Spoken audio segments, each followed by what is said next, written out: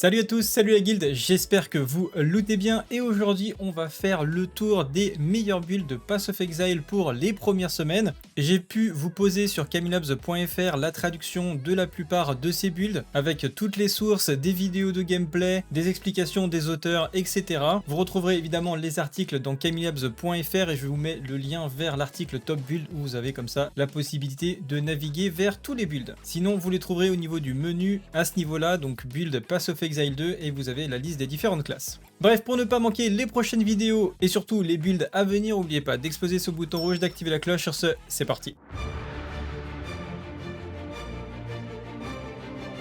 Alors j'ai essayé de vous proposer un build par ascension et par classe, donc ça fait 2 builds par classe, donc j'ai regardé un petit peu quelles étaient les performances des différents builds et ceux qui m'ont vraiment tapé dans l'œil, eh bien je vous les ai mis sur camilabs.fr. Et on va commencer avec les magiciennes et le build étincelle tireuse d'orage qui a été présenté par Empyrean Gaming. Au niveau des articles, vous retrouverez toutes les informations nécessaires dont les gemmes de sort et de soutien avec toutes les traductions en français pour que vous puissiez les retrouver le plus rapidement possible in-game avec les liens vers le builder. Alors le build étincelle était déjà connu sur Path of Exile, j'avais déjà vu quelques builds passer à ce niveau-là, mais la particularité est qu'il a fait un achat qu'il a présenté dans cette vidéo avec la robe Temporalis qui lui permet en fait de passer le CD de sa téléportation à 0. Et comme vous pouvez le voir, la rapidité est plutôt au rendez-vous. C'est un joueur expérimenté de Path of Exile 1 et de ses propres mots, il n'y a pas plus rapide, même dans Path of Exile 1, en fait le jeu est tellement réactif et tellement rapide qu'on arrive à des échelles de vitesse de déplacement qui sont juste stratosphériques. Donc il a perfectionné le build pendant la vidéo, il y aura sûrement de nouvelles découvertes par rapport à ça, mais en attendant c'est assez incroyable la vitesse et le speed farm potentiel que vous pourrez avoir avec ce build.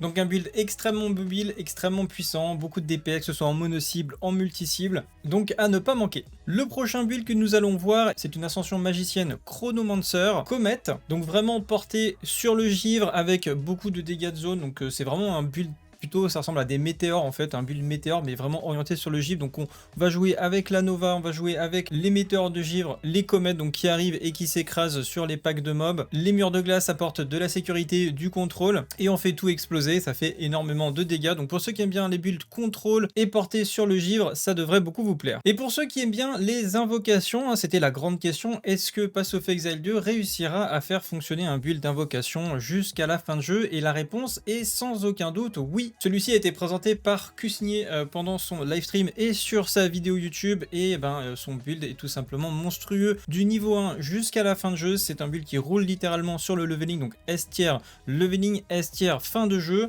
Dans sa vidéo, il montre des cartes jusqu'au niveau 17, enfin jusqu'en tier 17, il fait les pinacles boss, il fait l'ensemble vraiment intégral du jeu, donc c'est vraiment un build extrêmement viable, extrêmement fun et simple à jouer. Potentiellement, j'ai très envie de tester aussi ce build, donc ce sera peut-être la prochaine classe que je vais jouer, et si vous voulez donc un build complet en français, la prochaine que je vais faire à mon avis, ça sera vraiment sur cette classe. Et pour rappel, donc là à ce niveau-là, on est vraiment sur une ascension infernaliste, mais on a aussi donc la version mage de sang, et bien qui a été faite aussi par quelqu'un d'un peu plus discret, donc Tyler Johnson, qui a présenté son build Blood Mage cage d'ossement, donc avec pas mal de dégâts physiques et des très bons cleans. Donc vous voyez tous les pics en fait d'os qui ressortent un petit peu de partout, il fait pop comme ça des cages dans tous les sens qui font des explosions également. On a vraiment des très bons dégâts avec de la tier 15 clean assez facilement. Apparemment le build est extrêmement tanky, donc si vous cherchez un bon build mage de sang, eh bien vous pourrez tester celui-ci. Côté moine, on va commencer avec l'invocateur et la frappe fulgurante. La particularité de ce build, c'est que vous avez comme ça des mouvements extrêmement rapides mais aussi énormément de capacités passives, donc c'est vraiment un build qui va se proposer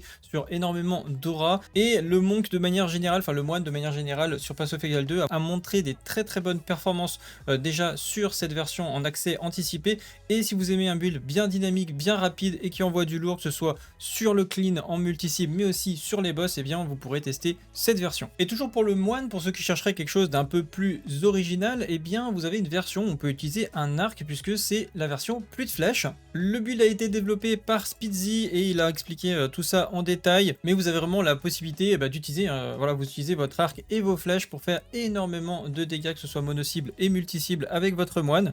Donc un build relativement original que vous pourrez tester sur la fin de jeu si vous voulez partir sur la version acolyte de Shayula. Pour la rôdeuse, donc ascension exploratrice, vous avez Poison Explosion qui a été présenté par Fat Belly WW. Le build fonctionne autour de flèches suffocantes et prolifération toxique.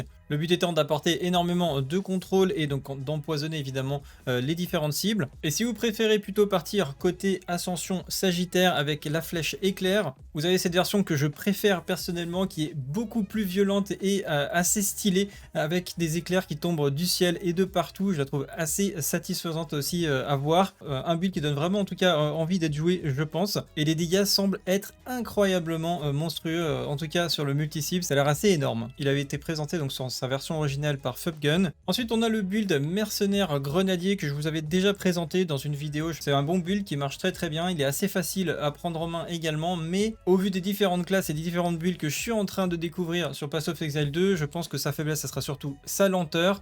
Mais pour ceux qui aiment bien faire des milliards d'explosions à l'écran, eh bien ça pourrait également beaucoup vous plaire. L'avantage de ce build, c'est qu'il marche aussi bien en légionnaire certi que en chasseur de sorcières. En tout cas, c'est ce qu'avait précisé Woodyjo dans sa vidéo. Mais je vous ai également mis un deuxième build légionnaire certi qui a extrêmement bien été détaillé par Lazy Exile. Vous avez une vidéo de plus d'1 heure en anglais si vous voulez vraiment rentrer en profondeur dans ce build. Ça envoie du très lourd, des gros dégâts, que ce soit sur les boss, mais aussi pour le multi-cible. Donc pour la fin de jeu, c'est vraiment très sympa. Et elle vous a aussi proposé des variantes étape par étape, donc pour le leveling, voilà, comme c'est précisé, acte 1, acte 2, acte 3, etc. Donc vraiment, si vous voulez tester ce build, vous pourrez le faire dès le leveling. Et enfin, on finit par le guerrier, à commencer par le héros de la guerre brise armure, proposé par Wooly dans une de ses dernières vidéos. C'est assez intéressant comme concept, c'est-à-dire qu'en fait, le but, ça va être de réduire l'armure au maximum de vos cibles, et au moment où en fait, votre cible n'a plus d'armure, eh bien, elle va exploser, et ça va entraîner en fait une chaîne de réaction avec une explosion qui va aussi réduire l'armure et qui va faire exploser les prochaines cibles, etc.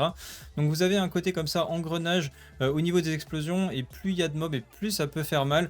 Donc un très bon build pour l'AOE clean. Alors le problème c'est qu'il faut faire assez de dégâts pour réduire justement à suffisamment l'armure pour que la cible explose, puisque en fait la réduction d'armure est scalée sur vos dégâts, donc il faut quand même faire pas mal de dégâts pour que ça fonctionne. Mais le build a l'air vraiment très stylé et fonctionne aussi bien en mono cible qu'en multi cible. Et enfin on a le guerrier titan marteau des dieux qui envoie de très lourds dégâts, hein. L'objectif du jeu ça va être d'avoir des attaques un peu lentes mais qui one shot quasiment tout. Comme vous pouvez le voir ici, on est dans une tier 8, hein. Il montre un petit peu la tankiness du personnage, donc il ne prend absolument aucun ou très peu de dégâts. Il a une très grosse régène de PV. Donc si vous aimez jouer en fait un build extrêmement tanky avec des attaques bien lourdes qui ont un gros impact, eh bien c'est quelque chose qui pourrait vous plaire, mais c'est pas vraiment le build de speedrun, speed clean par excellence, mais plutôt de gros bourrin. Voilà. Si vous cherchez du monde pour échanger, si vous avez des questions, si vous voulez faire remonter une petite erreur sur un des articles, eh bien n'hésitez pas, puisque c'est vraiment un site communautaire, donc vous pouvez participer à son amélioration. Ça se passe évidemment sur le Discord. On a aussi une guilde